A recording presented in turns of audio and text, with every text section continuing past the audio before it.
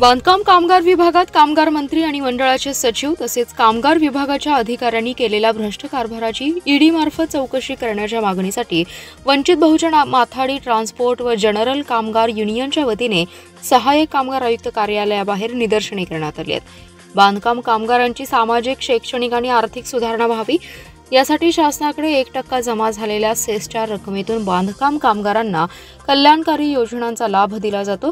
त्यासाठी केंद्र शासनाने तसेच राज्य शासनाने 1 रुपयाची आर्थिक मदत दिलेली नाही।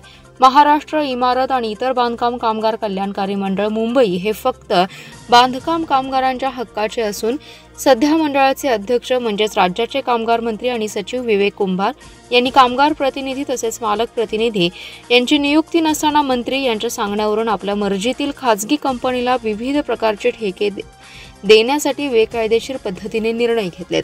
कामगार मंडळात आतापर्यंत केलेल्या आर्थिक उलाढालीत मोठ्या प्रमाणात भ्रष्टाचार झालेला आहे। येथील बोगसगिरीला आळा घालण्याऐवजी धन दांडगे श्रीमंत लोकांची मोठ्या प्रमाणावर बोगस नोंदणी केली। याची चौकशी न होता भाजपाचे पदाधिकारी आमदार गावागावात जाऊन बांधकाम कामगार नोंदणी करत आहेत। या प्रकरणाची ईडी मार्फत सखोल चौकशी करण्याची मागणी करण्यात आली आहे।